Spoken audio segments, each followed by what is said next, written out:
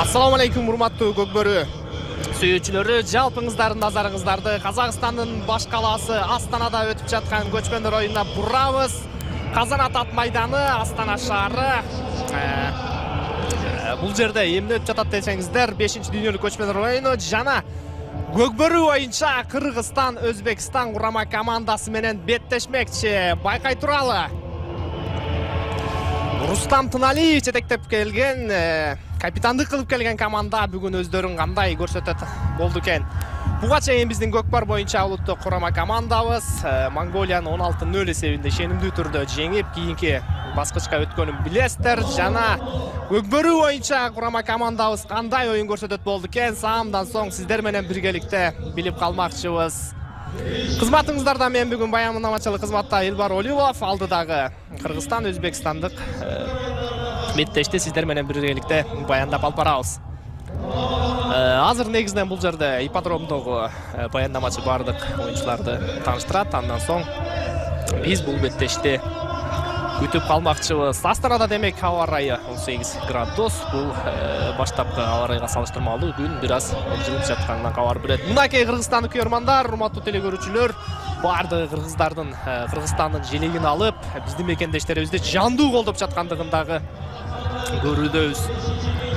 Урматтуу телекөрүүчүлөр, эки курама команда Астанага жөнөп кеткен. Бул Көкбөрү жана Көкпар боюнча команда. Көкпар боюнча улуттук кураманы Жолдошбек Розбаев капитандык кылып барса, ал эми Көкбөрү боюнча улуттук кураманын капитаны Тыналиев Рустам экендигин айтып өтөлү. Мына назарыңыздарда биздин мекендештер.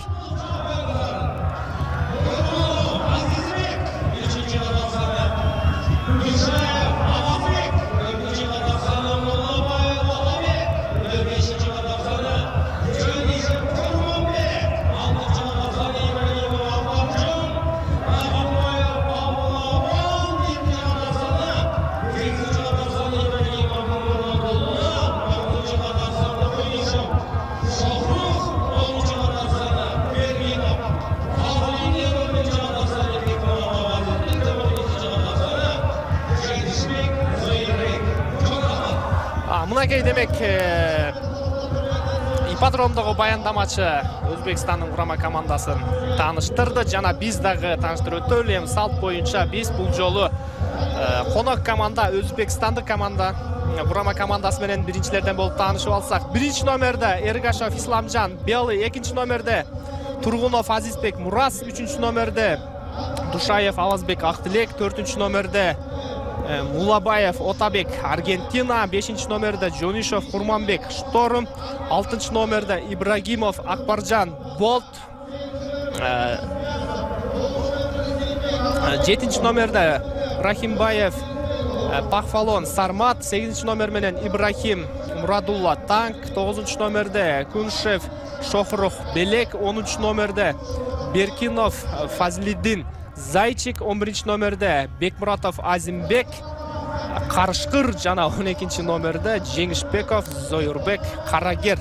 Команданын жетекчиси Ахамов Равшанбек, машыктыруучусу Алтаев Бахром жана саяпкер Абдурахман уулу Адлет экендигин айтып өтөлү.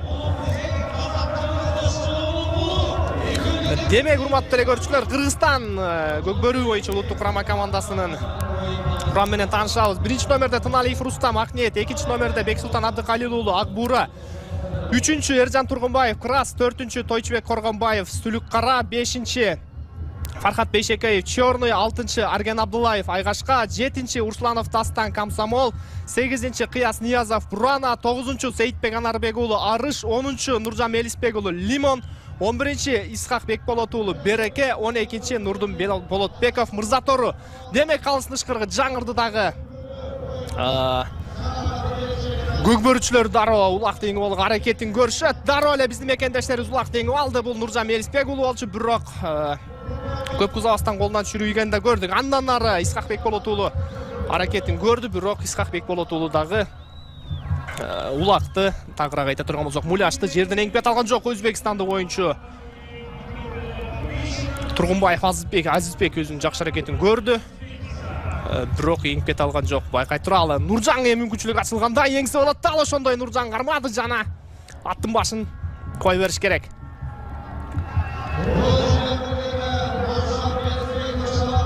бул албетте өзүбүздүн Тайгазан тарап. Эми гана мына чабуулга чыкса болчу да, Нуржан аттын башын болушунча кой берип ылдамдыкты кошту. Байкай туралчы, алдында кимдер бар? Азырынча тоскоолдук жакшы, Өзбекстандык көкөрүүчүлөрдө демек мыкты даярданып келген экен. Аттын башын тартты, Нуржан сол такымга улакты жакшылап баскан экен. Кыясов Нияз. Кыяс Ниязов Нуржандын жолун жакшы эле ачып берүүгө аракетин көрүүдө. Экинчи аракет айланды, салым жаралабы ушул жерден. Жок, Өзбекстандык коргоочулар бардыгын жөнгө салып жетишти. Демек Муляш Тайгазан ичинде эмес, жерге түшүп калгандыгын көрдүк. Кезектеги аракеттер. Демек, урматтуу теле көрүүчүлөр, Өзбекстандык улакчылар биздин улакчыларга каршы күтүлбөгөн белек даярдап келгенде Рустам Тыналиев өзү бар аракетин көрүүдө. Жана бул жерден улак кимде экенин айта албайбыз. Тегиче Өзбекстандык оюнчу жерден улакты эңип алган экен. Жана Нуржан Мелисбек уулу бар аракетин көрүүдө. Жана Өзбекстандыктар ушул жерден чабуулга чыгып кете алабы? Жок. Кыяс Ниязов да жетип келди коргонууга. Рустам Тыналиев бар аракетин көрүп, Муляшты Өзбекстандык оюнчулардан тартып алуу аракетин көрүүдө. Жана Рустам Тыналиев Муляшты сол такымга басып жетишкен экен. Казандын түбүндө укмуштуудай кыл чайнаш болуп жатканын көрүүдө. Жана Рустам Тыналиев салым жаратып жетиши жок. Демек Рустам Тыналиев ак ниет менен чабуулду бир узартып көрүүнү туура көрдү. Азырынча колтура турган нерсе эч кандай жок. Рустам Тыналиев окуяны болушунча жөнгө салып турган учур. Демек Дастан Руслановго мынакей улак өткөр берилди. Намыс командасынын жылдыздуу оюнчуларынын бири бар болгону 21 жаштагы Дастан Русланов. 5-дүйнөлүк көчмөндөр оюндагы Кыргызстан көкбөрү командасына алгачкы салым жарата алабы. Дастан бардык эки жакты карап, Ингенаты Комсомол экенин айтып өтөлү. Эки жакты карап, баары жайында болгондо демек чабуулга чыгат. Дастан аттын башын кой берди. Алдында азырынча бир каршылаш бар. Бул Өзбекстандык Жонишов Курманбек экенин айтып өтөлү. Дастан ага карабастан Тайгазанга түсөлө кирип барууда. Аттын башын бир айланып тартты. Жана Дастан ушул жерден мүмкүнчүлүк чаралоо жок. Нуржан Мелисбек уулу жолун ачып берүүгө жакшы аракетин көрүүдө. Дастан байкай туралчы. Андан кийинки аракет жок. Менимче Дастан дагы бир узартып келсе туура болчудай чабуулду.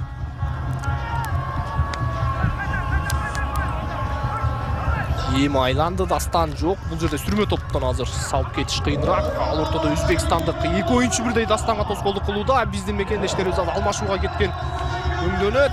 Ким келет болду экен? Байкай туралы жана Дастан Муляшты такымынан түшүрүүгөн чагы. Өзбекстандыктар ал ортодо дароо эле эңип алууга киришти, бирок аягына чейин эңип кете алышкан жок. Кайрадан Муляш биздин Кыргызстандык Кыязов Нияз Кыязов да.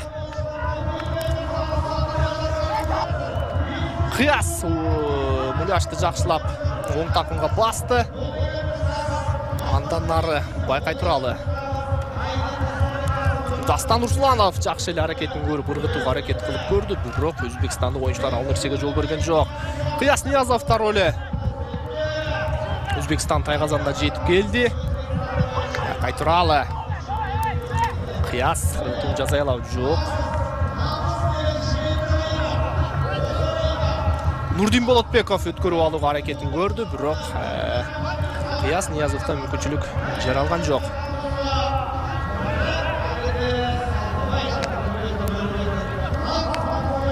Эми гана Нурдин Болотбеков улакты өткөрүп алды. Мингенаты Мырза Торон Нурдиндики түз эле атаандаштардын Тайгазанын көздөй сапар алат. Жана ушул жерде мүмкүнчүлүк жаралгандай ыргытыш керек Нурдин. Дал ошондо эсеп сандары 1-0. Урматтуу теле көрүүчүлөр, ошентип дээрлик биздин мекендештерибиз 6 мүнөт бою чабуулдуланышты. Демек Өзбекстан улуттук курамасы укмуштуудай дайындыкта келген экен. Абайлап оюн алып барбаса биздин мекендештерибизге бүтүлбөгөн белектерди тартуулап коюшу толук мүмкүн. Демек биз курамды аягына чейин тааныштырып бүтүрүп коелу. Урматтуу теле көрүүчүлөр, Исхак Бекболот уулу Береке жана 12-чи номерде Нурдин Болотбеков мырзын жетекчибиз Назаров Адилет, машыктыруучубуз болсо Жолдошбек Орозбаев, ал эми сайыпкерибиз Қалыбек Алтыбаев екендігін айтып өтөл.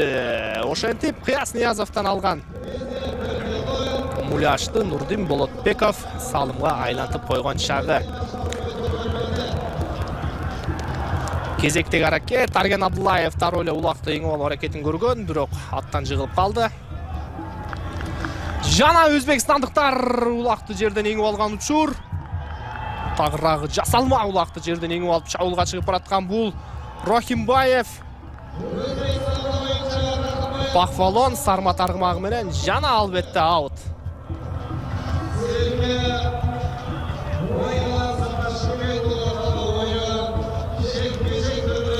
Шындығында урматтуу телекөрүүчүлөр, Өзбекстандык оюнчулар бизди ушунчалык таң калтырууда. Биздин мекендештерибиз, чабуулчулар, ошол эле Дастан Урсуланов, Нуржан Мелисбек уулу өздөрүнүн канча аракетин жасабасын, Өзбекстандык оюнчулар салым салууга эч кандай мүмкүнчүлүк берген жок. Демек, даярдыктары чындыгында өтө мыкты деңгээлде болгон экен.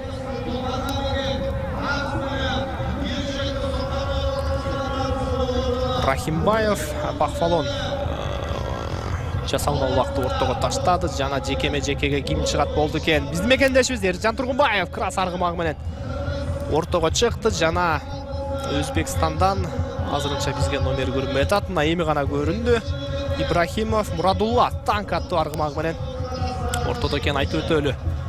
Эржан Тургунбаев улакты эңип алууга бар аракетин көрүүдө. Жана Еңдержан сол такымга басуу аракетин көрүп жаткандай. Жана Эржан Тургунбаев ашыкпастан муляшты сол такымга басты. Шабуулга чыгуу аракети. Демек Эржан Тургунбаев аттын башын кой берди да дароо эле Нурдин Болотбековго муляшты өткөрүп бергенде Нурдин Болотбеков мырза тору менен алдыга бара жаткан учур. Биринчи салымдын автору Нурдин Болотбеков. Эсиңиздерде болсо. Нурдин Болотбеков жакшы эле бара жаткандай. Алдында азырынча эч ким жок. Муляшты колго алды, жана салым жаса үлгүрөбү. Демек салым Нурдин Болотбеков агайлаш керек. Ой. Азыр чындыгында абдан оор бир жаракат алып кала жаздады, бирок муляш тайгазанга түшүп кайра чыгып кеткенин көрдүк. Өзбекстандык оюнчулар дароо эле муляшты жерден эңип алган экен. Ал арада жок, Рустам Дали такымга басып үлгүрө электей. Жана жасалма улак азырынча жерге түшүп калган учур. Андан ары дароо эле Арген Абдуллаев жерден муляшты эңип алды. Түз эле чабуулду көздөй бара жаткандай. Арген Абдуллаев минген аргымагы айгашка. Арген жакшы айланды, ушул жерден күчүлүк чаралчыдай жок. Өзбекстандыктар улуутай сеплинде эле коргонууда чындыгында. Кайрадан кезектеги аракет. Арген жана салым ордолоо жок. Дагы да болсо Өзбекстандын биринчи номердеги оюнчусу Эргешов Исламжан коргонууну өтө мыкты көзөмөлдөөдө.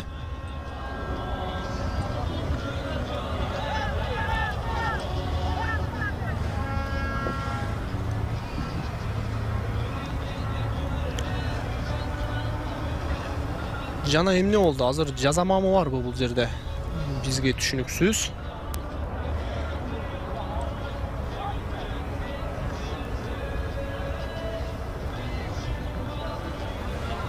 Демек Рустам Тыналиев алмашууга кетип, анын ордуна Фархат Бешекеев келгендей, жана эмнеге токтоо бул жерде орун алып калды.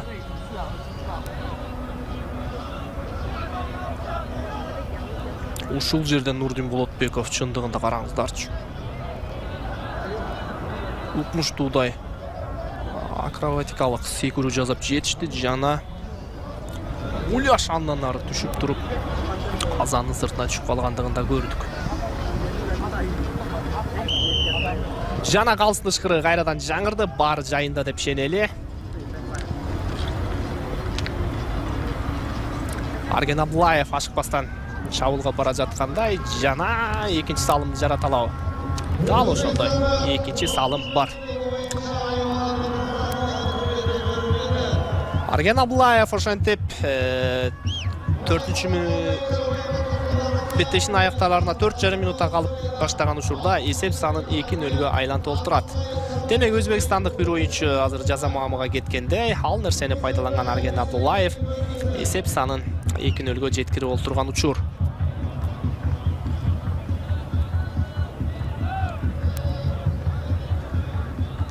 Чындыгында баарыбызды сиздер деле ошол маселе таң калтырып жатат болуш керек, урматтуу көрүүчүлөр. Өзбекстандын даярдыгы чындыгында өтө жогорку деңгээлде болгон экен.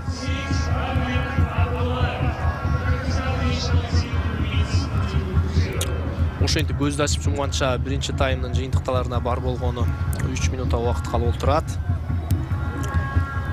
Сиздер көрүү боюнча Кыргызстан жана Өзбекстан курама командасынын ортосундагы беттешти көрүп жатасыздар. Калыс тышкырыгы жаңырды. Дастан Русланов биринчилерден болуп алдыга чыгып келди. Жана эңип кете алабы, дал ошондой эңди, бирок аягына чейин көтөрүп кете алган жок. Ал ортодо өзбекстандыктар муляшты жерден жакшы деңгээлде көтөрүп алышты.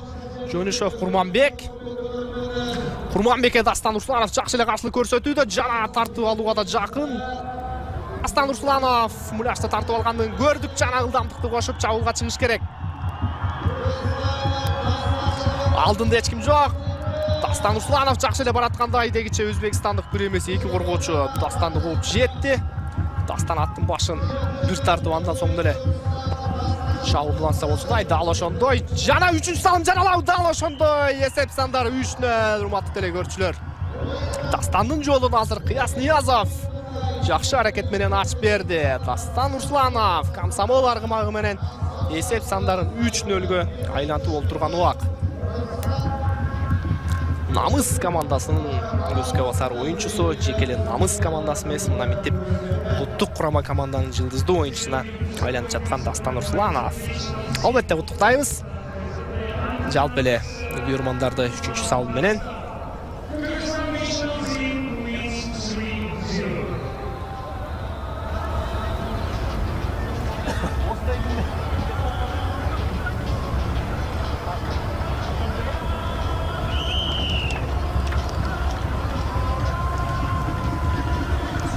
Дастан Руслановга Душай Алызбек жакшы эле каршылык көрсөткөнү үлгүрдү, бирок ага карабастан Дастан Русланов муляшты казанга ыргытып олтурат. Кезектеги аракет ролу Исхакбек Болотуулу муляшты жерден эңип алганын көрдүк. Исхакбек Болотуулу береке менен жакшы эле бара жаткандай. Улакты оң колго алды, жана ыргыталау жок. Бир аз атааш тоскоолдук жаратып калды. Мына эми муну салып деп айтсак туура болот.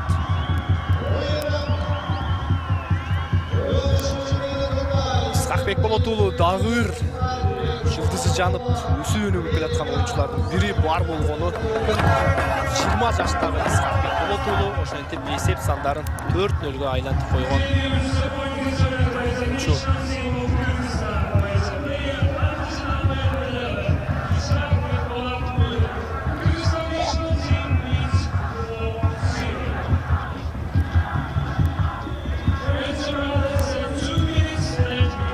Ал эми сиздер ипподромдогу көрүүчүлөрдүн жандуу колдоп жатканын көрүүдөсүздөр. Баары Кыргызстан деп кыйкырып айтор биздин мекендештерибизге жакшы эле дем күч берип жатышат. Дегиче өзбекстандыктар дароо эле старттан атты токтотпостон эңип жетишти. Эч кандай аутка чыга элек. Түз эле бара жатат. Бул Рахимбоев Бакфолон Сармат ат баргыма менен түз эле чабуулга бара жаткандай. Жана аут. Демек биз урматтуу телекөрүүчүлөр бүгүнкү беттештеги алгачкы жекеме-жекени көрүп калабыз. Буга чейин Көкпар боюнча же болбосо Жерулак боюнча беттеште Кыргызстан менен Монголиянын ортосунда бар болгону жаңылбасам биринчи таймда эч кандай жекеме-жеке көрө алган жокпуз. Ал эми экинчи таймда 2 же 3 гана жолу жекеме-жеке көрө алдык.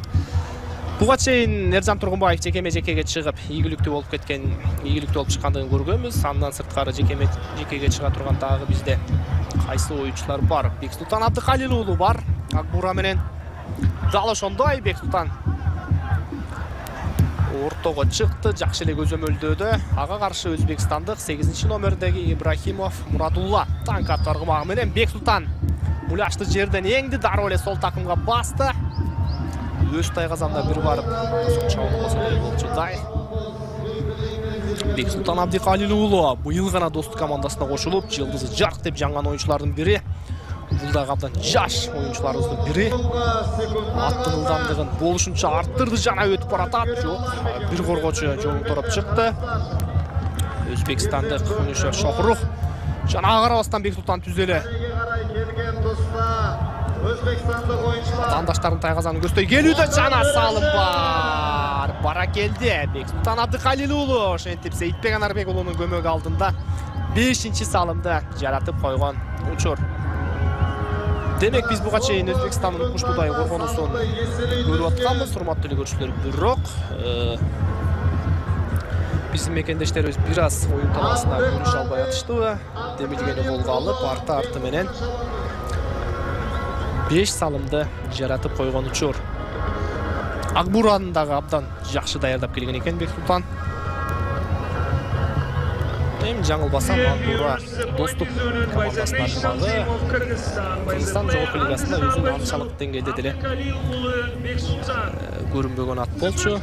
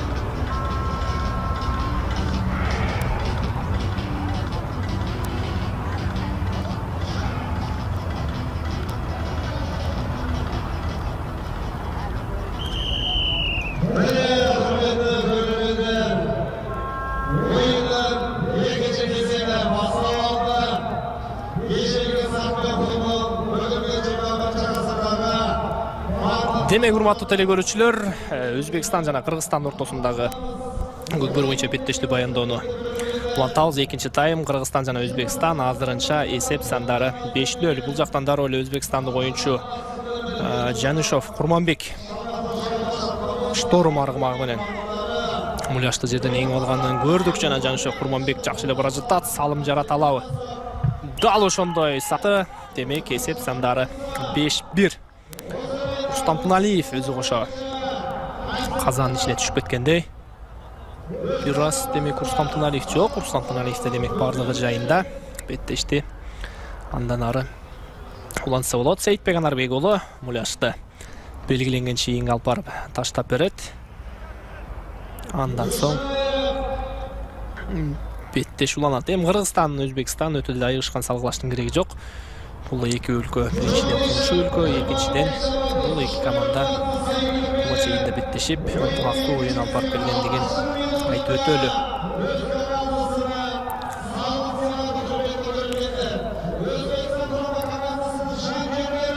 Демек улак стартка ташталды. Андан кийинки аракеттер бул жерден дароо эле Урсланов Дастан кайрадан муляшты эң алган кен. Дароо эле Дастан чабуулду бир узартып келип, андан соң Казанга сапараларында жакшы билебиз. Комсомолдун дагы даярдыгы өтө мыкты.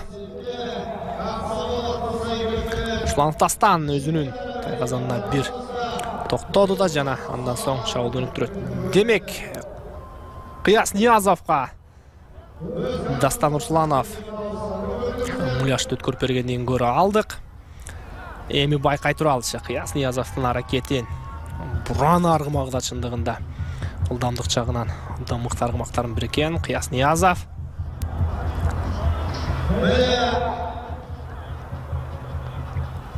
Жакшы эле келе жаткандай жана жок, Өзбекстандык да ыр коргоочу алдынан тосуп чыкты. Кыяс Ниязов андан ары ушул жерден эми эсеп сандарын 6-1ге өзгөртө алабы? Жок, жана эми гана жай гана эсеп сандарын 6-1ге өзгөртүп койгон учур.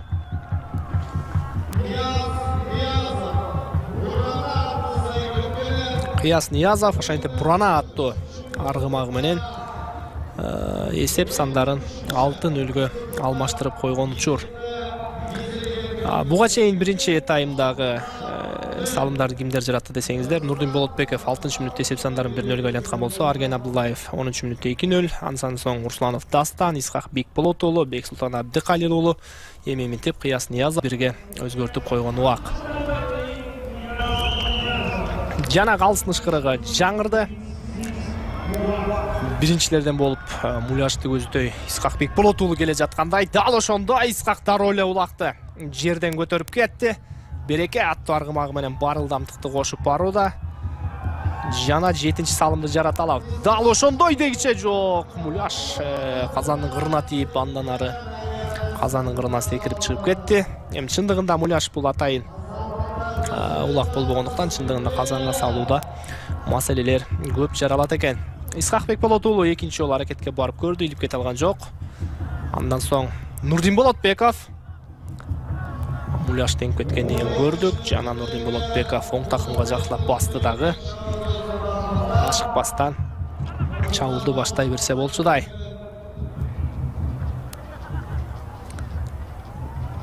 Нурдин Болотбеков жакшы келди. Жок. Эки коргоочу бирдей каршылык көрсөтүүдөн Нурдин Болотбековго. Коргонууда Тойчубек Коргонбаев сүлүк карасы менен жакшы жардам берип жаткандай. Жана Нурдин Болотбеков ушул жерден эсеп сандарын 7-1ге айлантабы. Дал ошондой Нурдин Болотбеков ошентип эсеп сандарын 7-1ге айлантып койгон учур. Демек Нурдин Болотбековдон, урматтуу телекөрүүчүлөр, дубль. Эң биринчи салымды Нурдин Болотбеков 6-минутта ишке ашырган болчу жана 12-минутта эсеп сандарын 7-1ге айлантып Нурдин Болотбеков командасынын 7-чи, ал эми бүгүнкү беттештеги өзүнүн 2-чи салымын жаратып койгон учур.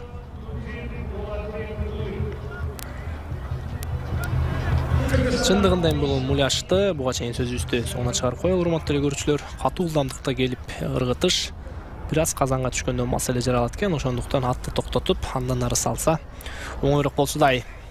Кезектегі ойыншылар Нуржан Мелисбек уулу, Арген Абдуллаев, Дастан Русланов жана Фархат Бейшекеев. Алдыға чыгат экен, байкай туралы. Калыстын ышкырыгы жаңырды. Азырынча биз Нуржан Мелисбек уулун көрө элекпиз. Биринчи таймдын алгачкы мүнөттөрүндө улак теңип аракетин көргөн болчу. Бирок андан ары салым жарата алган эмес. Алаңгыча өзбекстандык оюнчу Бекмурат Азимбек улакты жерден эңип кетти. Дароо эле өзүнүн нүктөшүн өткөрүп берген экен. Жанышбеков Зайырбек жана экинчи салым жаралуу. Караңыздарчы. Аргымак жаракат алып калды деген баары жайында экен. Жанышбеков Зайырбек карагер аргымагы менен түз эле орта казанын үстүнө чыгып кеткендигин көрүп алдык. Албетте бул жерден салым эсептелбейт. Калыстын ышкырыгынан соң салым жаралды. Андан соң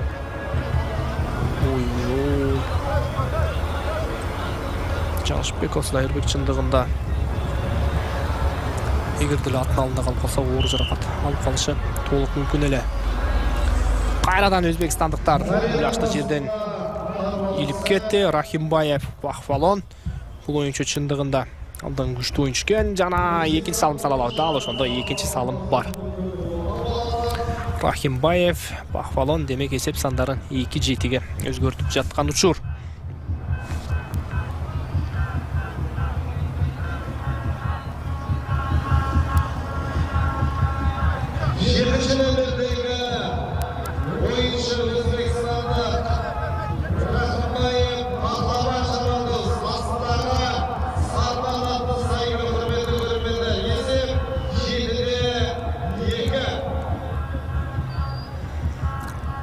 Демек эсеп сандары 7-2.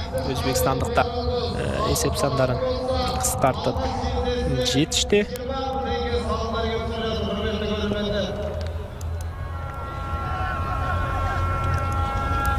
Кезектеги аракет байкай туралы. Нурдин Болотбеков муляш теңип кетүүгө өз аракетин көрдү, бирок ишке ашкан жок. Андан аркы аракеттерди байкай туралы.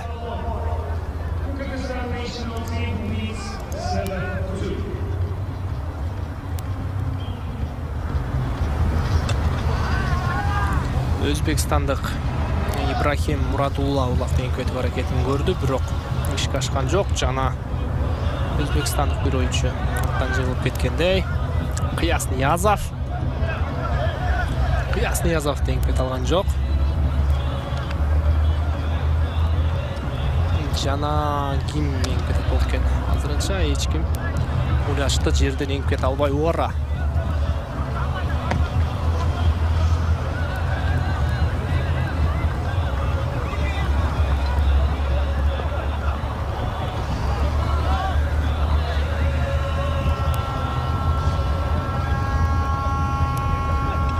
Дагы да болсо сүрмө топтон эч ким эңип кетер эмес. Эми гана өзбекстандык оюнчулар эңип жетишкен экен.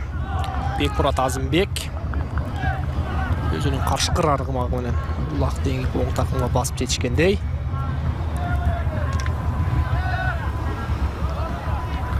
Жана өзүнүн өктөшүнө өткөрүп берген экен. Тургунов Азизбек ага каршы жаңылбасам бул биздин мекендешибиз Нурдин Болотбеков окшойт. Жана эсеп сандары 3-7. Тургунов Азизбек чындыгында өзгөчө салымды жаратты. Нурдин Болотбеков жакшы эле каршылык көрсөтүп бараткандай болчу, бирок жыйынтыгында Тургунов Азизбек эсеп сандарын кыскартып олтурат.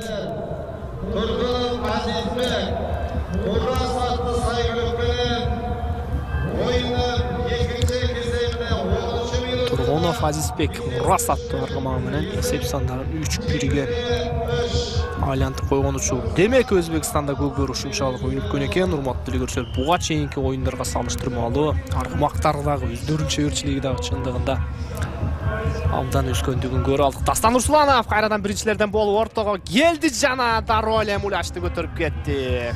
Чындыгында Дастан Русланов менен Исхакбек Болот уулу старттагы улакты биринчи эңип кетүүдө азырынча бул беттеште алдына эч кимди салдырар эмес. Дастан Русланов эки жагын бир карап аттын тизгинин жакшылап кармап алып чабуулга Шығуға бар әрекетін көрді. Дастан Русланов, Мингенаты Комсомол. Озырынша жарым аятқа дейіліп келіп қалды. Емі ғана ылдамдықты қошты Дастан Русланов. Bir атағындашынан өтіп кеткенде жоқ. Алдында Өзбекстандық қорғаушыларға жетішті екен. Арген Абдуллаев bir қорғаушыны жақсылап тосып беріп жатқандай. Жана Дастан Русланов құшыл жерден күшілік жаралау жоқ. Жаралған жоқ. Қайрадан тақымға жақсылап басы болса деле болшыдай. Арген Абдуллаевқа демек муляшты қалтырған екен Дастан Русланов. Арген Абдуллаев ойлаш керек, ат біраз мүдіріліп кетті. Арген Абдуллаев айғашқа арғымағы менен кезектегі чабуылды ұйыштырады. Бұға шейін Арген Абдуллаев 10-ші минутта салым салып жетішкен. Сарыөзен командасының чабуылшысы Арген Абдуллаев.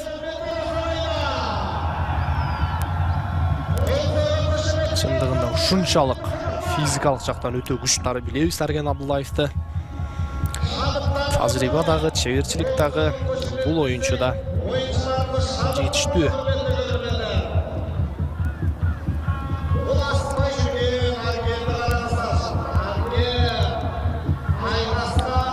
Демек, Арген Абдуллаев азыр авалды бір сыйра көзөмөлдөп, андан соң чабуылга чыгуу аракетин ойлонуп жатат окшойт. Арген Абдуллаев кантип салым жаратышты баарын ойлонуп койду. Тек қана Арген Абдуллаевка 1 секунддук мүмкүнчүлүк болсо жетиштүү десек туура болчудай. Жок, Арген Абдуллаев азыр чындыгында өзбекстандыктар куштуудай. Ургон аракетин көрүүдө жана кезектеги да өзбекстандык оюнчу түзеле Арген Абдуллаевды сүздүрүп өттү. Бул Кунишев Шахрук эми көп көрүүдө мындай калгыштар көп эле болуп келет. Арген Абдуллаев кайрадан жок. Эргешов Исламжан азыр Арген Абдуллаевка жакшы эле каршылык көрсөтүп жаткандай. Такымдаш Арген Абдуллаев жашты жакшылап такымга басып жүргөндөй. Команда капитаны Рустам Тыналиев жардамга жетип келгендей. Демек Нуржан Мелисбек уулу муляшты сурап жаткандай. Жана Нуржан Мелисбек уулу намына эми гана муляш өтүп болуп турат. Урматтуу көрүүчүлөр, буга чейин биз сөз кылган Нуржан Мелисбек уулу Лимон аттуу аргымагы менен чабуулга чыкты. Демек Нуржан Мелисбек уулу деле ашкан жок. Урматтуу көрүүчүлөр, тек кана азыр атаандаштарын байкап, өнөктөштөрүн байкап, тактикалык аракетке басым жасайт окшойт. Демек Нуржан Мелисбек уулу байкайлычы кандай окуя орундатат болуп экен. Сол такымга муляшты жакшылап баскан экен. Жана алдында күтүп турган атаандашы да бар. Жана Нуржан Мелисбек уулу эми гана ушул жерден ыргытса болот. Дал ошондо эсеп сандары ошентип 8-3-кө айланып турган убак. Чабуулдун башын Дастан Русланов баштап берген болчу. Урматтуу көрүүчүлөр, Дастан Русланов түз эле тайгазан жанына келди дагы. Андан соң Арген Абдуллаевка муляшты калтырган. Андан соң Арген Абдуллаев өнөктөшү Нуржан Мелисбек уулуна пас калтырды дагы. Нуржан Мелисбек уулу ошентип эсепти 8-3-кө айлантып койгон учур. Чет элдик күйөрмандар калпак кийип биздин спортчуларды колдоп атканы дагы биз үчүн көк бөрүнө өнүгүп жаткандан кабар берет. Нуржан Мелисбек уулу ошентип өзүнүн стилинде муляшты бир колдоп силкеп тайгазанга түшүрүп койгон убак. Калсын ышкырыгы жаңырды. Ал ортодо беттештин жыйынтыктарына дээрлик 40 секундтан бир аз көбүрөөк гана убакыт калды. Ал ортодо өзбекстандык оюнчулар жерден эң талап жок. Бексултан Абдыкалил уулу Акбура менен муляшты жерден жакшылап эңип алды. Жана ылдамдыкты болушунча кошот. Жана 9-чу салымды жарата алабы? Салды, бирок муляш казанын ичине түшүп, андан соң сыртты көздөй чыгып кетти. Биз буга чейин айтып өттүк, урматтуу көрүүчүлөр, чындыгында муляшты атты токтотуп салбаса, күбө менен келаткан оюнчу салыш чындыгында бир топ маселе жаратат экен. Ал ортодо экинчи таймдын соңуна чыгарына бар болгону 7 гана секунд калып болуп турган учур.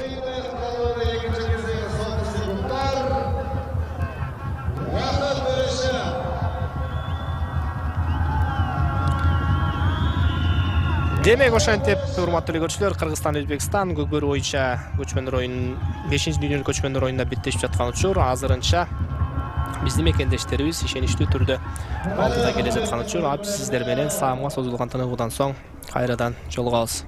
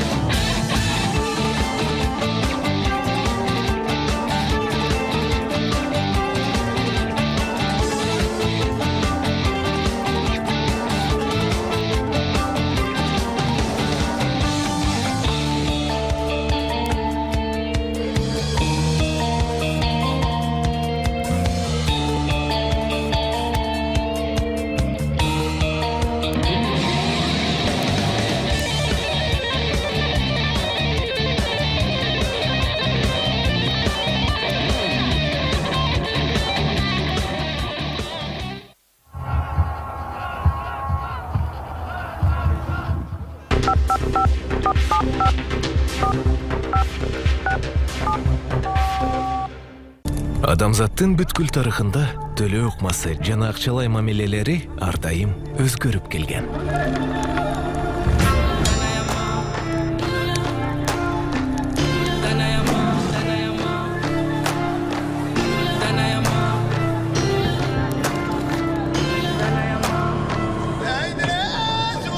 BTB дагы ордунда турган жок. Биз салттарды сыйлайбыз. Заманбап өзгөрүүдөн коркпойбуз. BTB бул ыңгайлуулукту, ылдамдыкты жана ишеничтүүлүктү баалагандар үчүн заманбап финансылык чечимдер.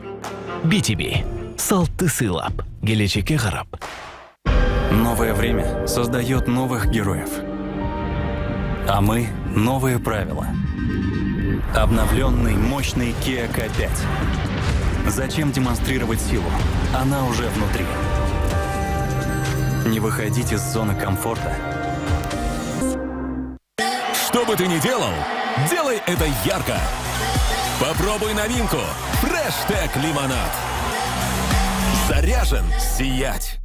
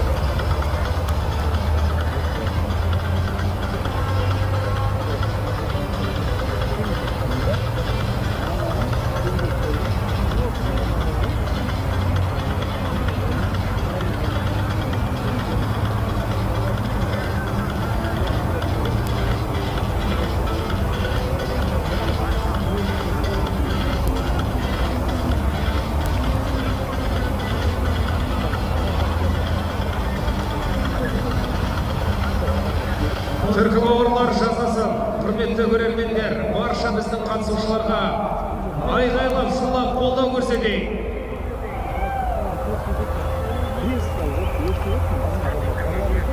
Құрметті көрермендер, бізде 3 минут қана уақыт қалыпты. Үзілістің аяқталуына 3 минут қана уақыт қалыпты. Баршаларыңызды орындарыңызға жайғасуларыңызды сұраймыз. Құрметті қадірменді қонақтар, құрметті ат спорты жанашырлары және де көкбөрі ойынның шын жанкүйерлері. Қазір бір Қырғызстан Республикасы құрама командасы мен Өзбекстан Республикасы құрама командасы арасындағы тартысты ойынның екінші кезеңі өз соңына жетіп, 8-де 3 есебімен жеткен болатын. Қазір 2 минуттық дайындық, құрметті төрешілер, қос команданы дайындаңыздар.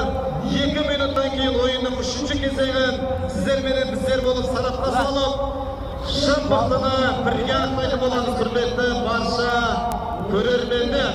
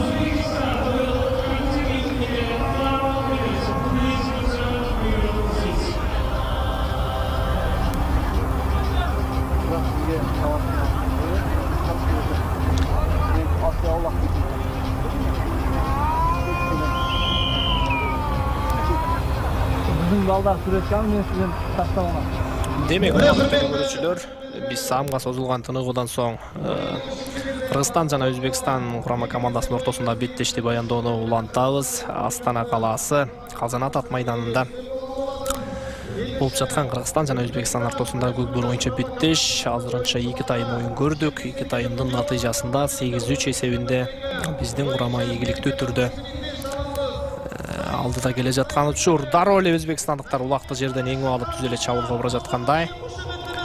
Жана 4-чү салым жаралоо жок. Рустам Туналиев жетип келди. Салса болот. Рустам Туналиев тоскоолдук деле жараткан жок эч кандай. Салыш керек дал ошондой.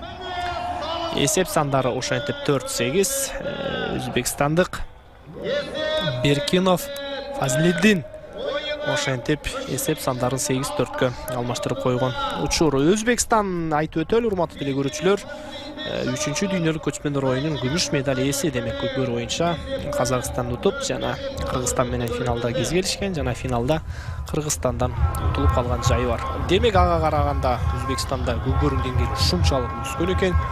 Чындыгында бүгүн Өзбекстандын оюну баарыбызды таңкалдырып турган учур.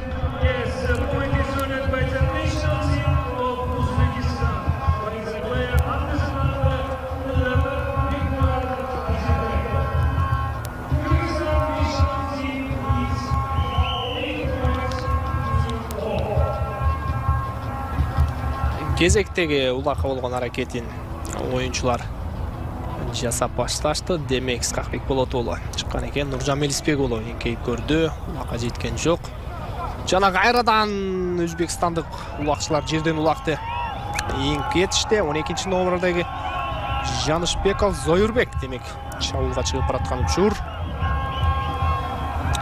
Азыр демек Жанышбекке дайыр мүмкүнчүлүк жаралгандай, жана салым ишке ашкан жок. Муляш Тайгазандын кырына түшүп кайра артка чыгып кеткендигин көрдүк.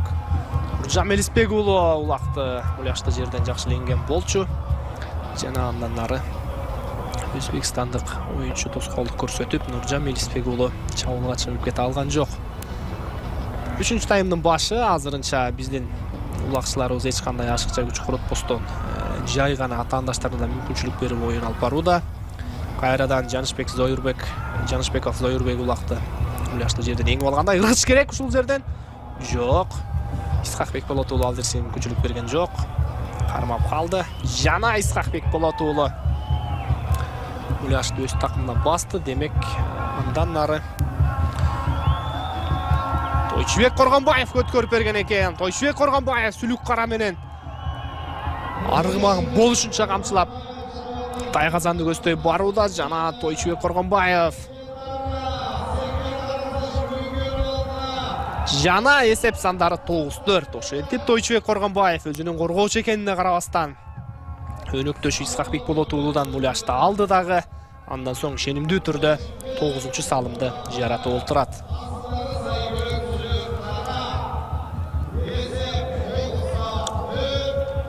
Сүлүк каранын ылдамдыгы да ушунчалык мыкты экен чындыгында. Өзбекстандык оюнчулар канчалык каалабасын, сүлүк карага жетип бара алган жок.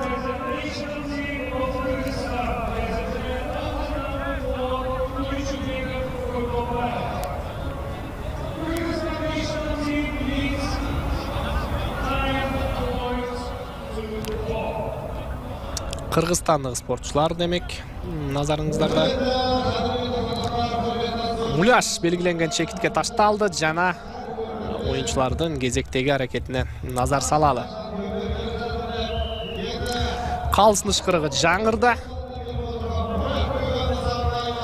Ким биринчи болуп Муляшты жерден эңип кетет болду экен, байкай туралычы. Демек Кыргызстандык оюнчулар эч кандай каршылык жана тоскоолдук көрсөткөн жок. Ал нерсени пайдаланган Моллобаев Отабек Муляшты жерден жакшы деңгээлде көтөрүп кетти жана 3-чү таймда толук түрдө Кыргызстан атаандаштарына көчүлүп берилдешкен экен. Фархат Бейшекеев аракет кылып тосуп да койгон жок атаандашын. Андан нары Моллобаев Отабек жакшы эле башкарууда аттын башын.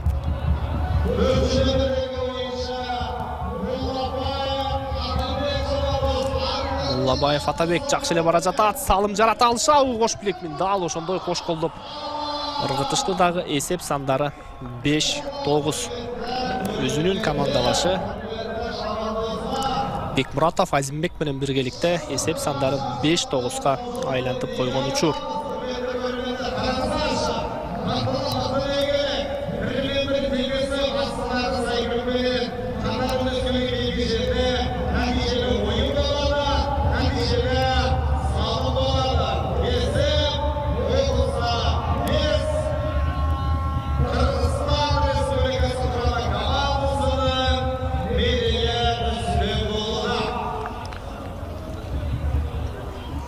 Ошентип эсеп сандары 9-5. Мекендештерибиз беттештин темпин буга чейинки таймдарга караганда бир аз түшүрүп жиберишкенде. Ал ортодо Дастан Русланов кайрадан Муляшты жерден эңип алган экен, жана салым жасай алабы.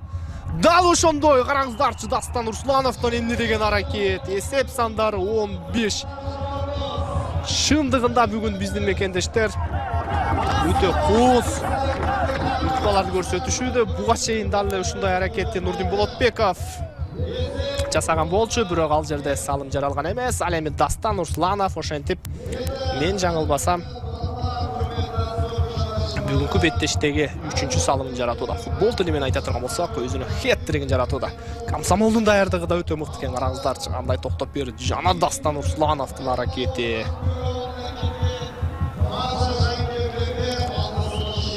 Бали Дастан дейли дагы. Биз командалардын кийинки аракетин көрөлү.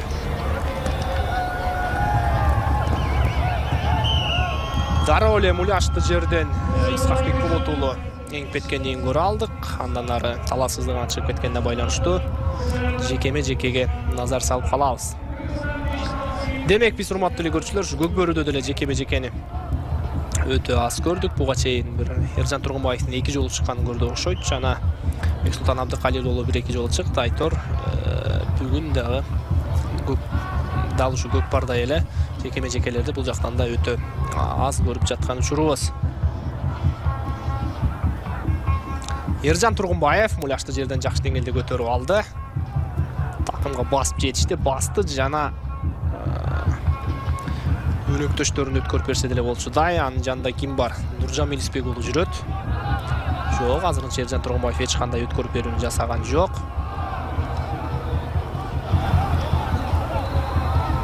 Крас менен түз эле өзү чабуулга чыгып барууда. Арген Абдулаев Ержан Тургунбаевка жақын келді. Жоқ, демек Ержан Тургунбаев өзі салым ишке ашыруын ойлап жатқандай. Ешқандай бас өткөрүп берген емес, жана аутқа шығып кетті.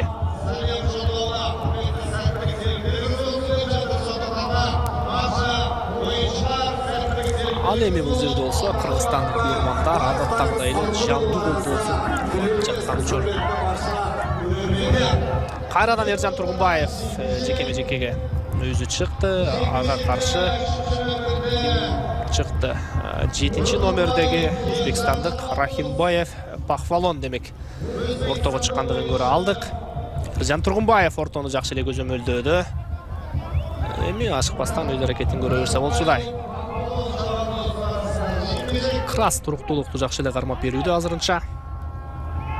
Жана Ержан Тургунбаев эңип кете алабы? Ержан Тургунбаев бир аракет жасап көрдү, бирок ойдогудай болуп чыккан жок.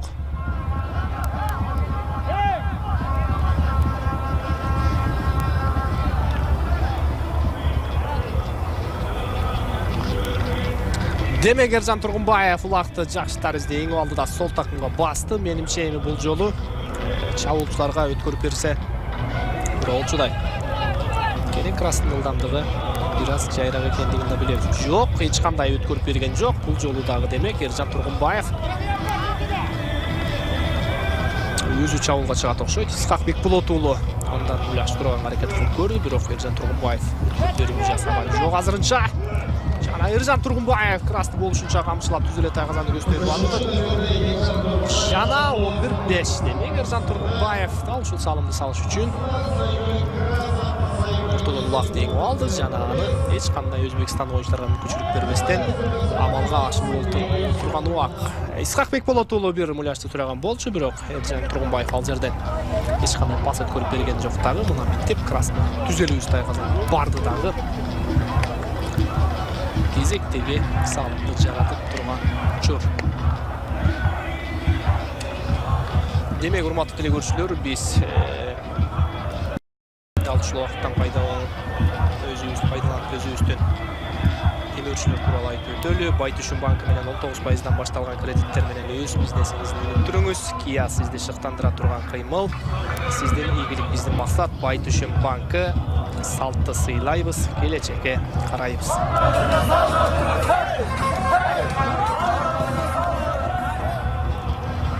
Кезектеги аракет. Ким биринчи жолу эң перед болду экен. Бул жерден демек Өзбекстандык улакчылар биринчи жолу муляшты жерден эңип кетүүгө жетишти. Бул 4-чү номердеги Муллубаев Отабек кайрадан. Чындыгында абдан Отабек күчтүү оюнчу экен. Бүгүнкү беттеште Муллубаев Атабек демек 3-чү таймда салым салган. Бул оюнчуда салым бар. Муллубаев Атабек жакшы эле бара жатат. Аргымагын ылдамдыгы өтө күчтүү экен Аргентинанын. Жана алдында эч ким жок, ушул жерден ыргытса деле болчудай. Жана эмне деген катачылык. Эң салмакты кармай албай калды Отабек азыр. Алдында дээрлик бир дагы кыргызстандык оюнчу жок болчу. Аны көзөмөлдөп турган эч ашыкпастан ыргытса болмок. Бирок эми карап айтыш оңой, аны иш жүзүнө ашырыш абдан кыйын иш. Жана ошентип 12-чи номердеги Жанышбеков Зайырбек эсеп сандарын 6-11-ге айлантып турган учур.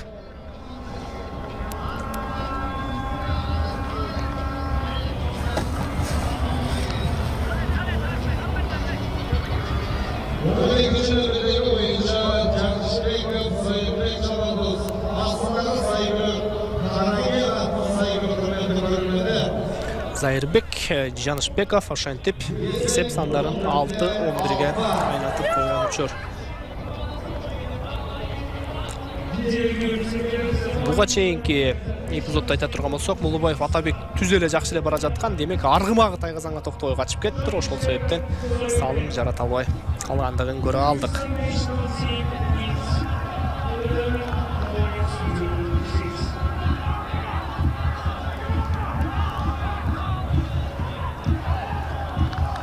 Демек кайрадан Өзбекстандык улакчылар муляшты жерден эңип кеткен экен. Рахимбаев Пахвалон. Биздин мекендештерибизге эмне болду? Биротолуу мүмкүнчүлүктү өзбек оюнчуларына берип коюшту, же болбосо Чындыгында эле Өзбекстандык оюнчулар жакшы оюн алып барып жатабы. Нуржан Мелисбек уулу жакшы эле муляшты тартышып көрдү жана анын натыйжасында аут. Жеке-жеке ким чыгат болду экен? Ержан Тургунбаев да жүрөт, Бексултан Абдыкалил уулун да көрүүдөбүз. Кимиси ортого чыгат болду экен.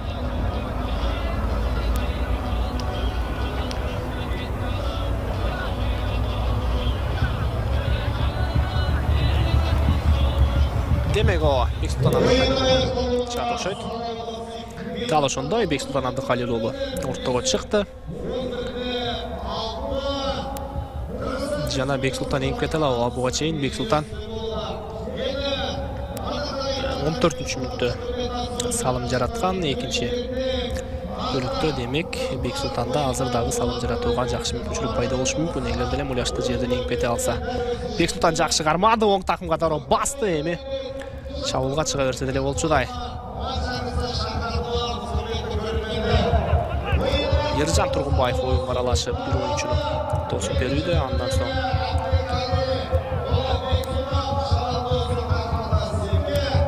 Бексултан жакшы эле бара жаткандай. Тойчуй Коргонбаев Бексултандын алдындагы атаандашын чаап берүүгө өзүнүн бар аракетин көрүүдө. Жана Бексултан байкайлычы. Ушул жерде сала алабы? Жок. Демек 30 гана секунд калган учур. Демек менимче Бексултан экинчи салымды салып үлгүрбөй калды окшойт. Жок, Бексултан кайрадан айланып кирип келди. Жок. Өзбекстандыктар мыкты деңгээлде коргонууда. Жана ушул жерден мүмкүнчүлүк жаралчыдай жаралды. Эсеп сандары 12-6. Бексултан Абдыкалил уулу ошентип өзүнүн дублин жасоодо. Бексултан Шабандоз астындагы аккуратты сайгүрүкпен салым салды. Уақыт төлеші! Кадырменді қонақтар, құрметті Демек ошентип урматтуу теле көрүүчүлөр 5-чи дүйнөлүк көчмөндөр оюнунун алкагында өтүп жаткан көкбөр боюнча мелдеште Кыргызстан Өзбекстанды ишенимдүү түрдө 12-6 эсебинде жеңип алды. Жана Кыргызстандын алгачкы бүгүнкү жеңиш менен чын жүрөктөн куттуктайбыз дагы. Биз сиздер менен коштошобуз. Эртеңки жакшы спорттук иш-чаралардан көрүшкөнчө сак саламатта туруңуздар. бір ойында жол қанша құрметті көрерменді